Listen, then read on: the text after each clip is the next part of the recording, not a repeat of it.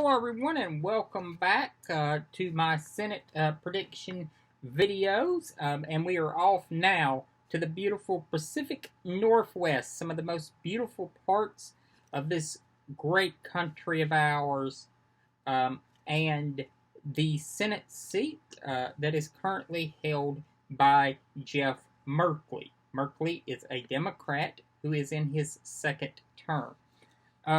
Merkley was first elected to the Senate in 2008.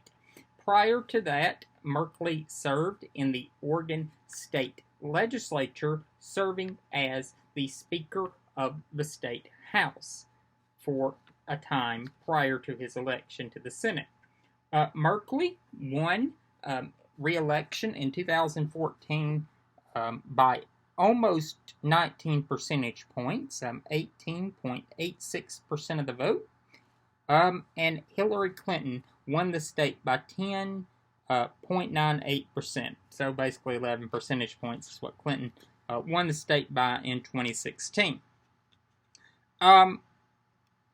It's going to go for Joe Biden in this election cycle as well. I believe Biden will probably do a little bit better than Hillary Clinton did in the state, just due to the fact of there not being much enthusiasm for third parties in this election cycle as there was in 2016. I honestly believe that you're going to see in states that Clinton won, the vote percentage that Biden wins by increase dramatically, just because of the lack of appetite for third parties that there is this time. And let's take a look at the two nominees. The Democratic nominee is the current Senator Jeff Merkley. Merkley is a very prominent progressive senator in the Senate.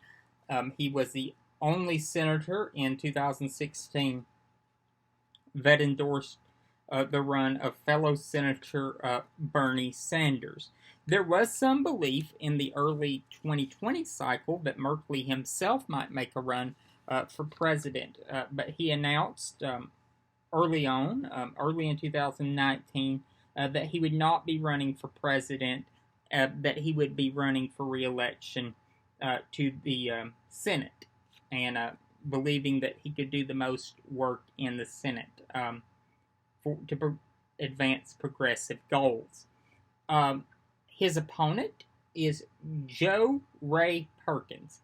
Now, the Oregon Republican Party is one of these parties that is the minority party in a state that is awash in blue in its major population areas and areas that provide the votes. It's where people live.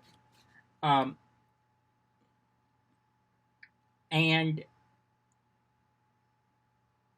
in rural Oregon, it is very conservative, and very much so. And as liberal as some of the big cities in Oregon are, the smaller communities in the rural areas are just as conservative, if not more.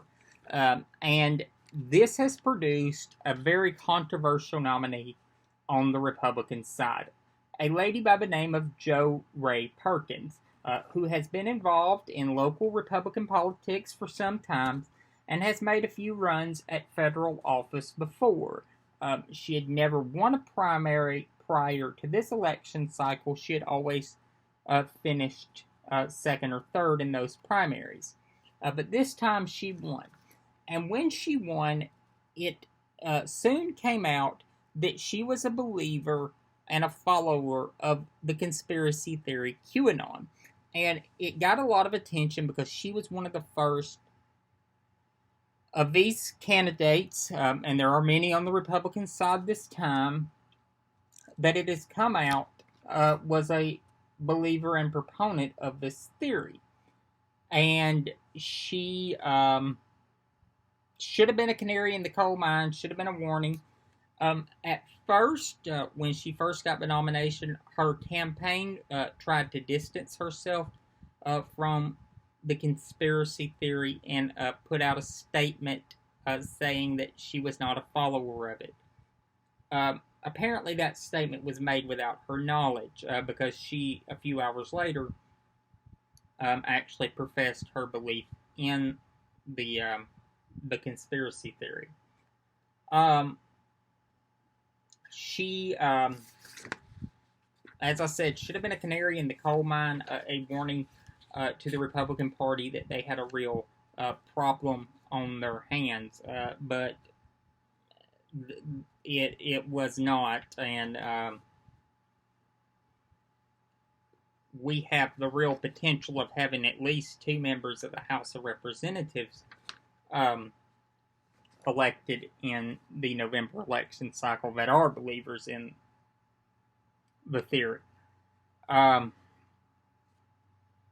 If you go by ballots cast in the primaries, it was 61% cast for the Democratic candidate and 30 Democratic candidates and 38% for Republican candidates.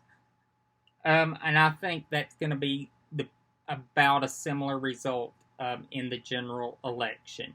I think that Senator Merkley will have no trouble being reelected to his 3rd term in the United States Senate.